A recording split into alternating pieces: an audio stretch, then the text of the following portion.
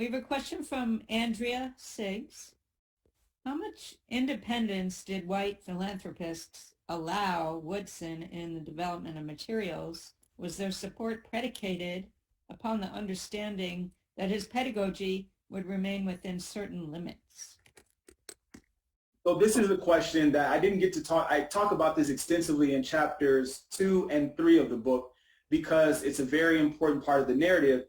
And the story is that while Woodson is able to secure the support of white philanthropists in the first decade of building his organization, so this is the kind of, he starts the organization in 1915 and he really starts to get a lot of support from white philanthropists by the beginning of the 1920s. But he has kind of challenges with the white philanthropists, quite early on, actually. One in particular, Thomas Jesse Jones, who worked for the Phelps-Stokes Fund as their director of education research and activities. And Thomas Jesse Jones was a sociologist by training. He was trained at Columbia, but had very particular ideas about using kind of philanthropy for social impact. And had very particular racial ideas as well, right? Thomas Jesse Jones was a white man working within this world of white philanthropists and a trusted advisor of all the major kind of white philanthropists. When we think about the Carnegies, the Rockefellers, et cetera, et cetera. So early on in the 1920s, Carter G. Woodson learns of Thomas Jesse Jones's effort to block Max Yergin from going back to South Africa for the YMCA, where he was working with native kind of South Africans through the YMCA there because of concerns about Black Americans stimulating or engaging in kind of political activity on the ground there. So there became a concern about Max Yergin. And so Thomas Jesse Jones blocked, him from getting approved to go back. Woodson learns of this and publicly criticizes Thomas Jesse Jones for doing this, right? This becomes a very early kind of, tension between him and white philanthropists. But by the end of the 1920s, he essentially becomes completely alienated by white philanthropists because they say that Woodson is too controlling and is resistant to interracial cooperation, whereas Woodson would say their version of interracial cooperation requires Black intellectuals to essentially do what they're told, right?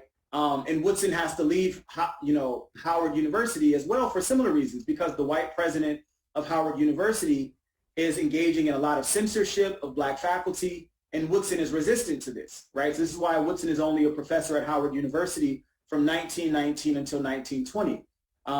It's because he felt that his intellectual work was being constrained by the kind of censorship and restraints that were imposed by, white philanthropists, but also white leaders of Black educational institutions at the time.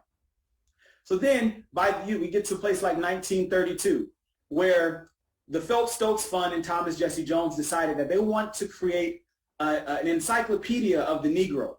And they pull together a group of scholars and they say, but under one condition, W.E.B. Du Bois and Carter G. Woodson cannot participate, right? And many of the Black scholars that they assembled said, how can you ask for us to create a encyclopedia on the Negro? And the two most prominent Black historians, Du Bois and Woodson, are not able to participate in this, and they resist. And so then they extend an invitation to Du Bois and Woodson refuses because he says the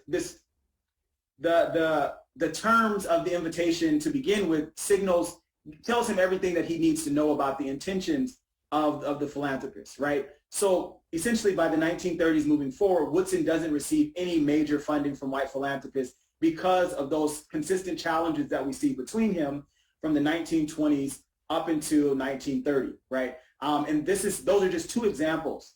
But then Woodson will go on and critique white philanthropists for their efforts to manipulate and control the development of Black education, during the time period that he's living through. But he's also, aware that there's a much longer history that precedes his own efforts, where we see white philanthropists facilitating dysfunction in the world of Black education.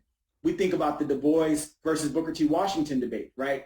That's a misnaming. That in reality, that debate that we often refer to is actually the story of white philanthropists kind of creating and facilitating this kind of dysfunction in the world of Black education because of their competing ideologies. And we tend to think of Du Bois and Washington as the kind of representatives of this, but that's troubling for me because it actually masks the role of private white capital in undermining the efforts of Black educators on the ground and in communities.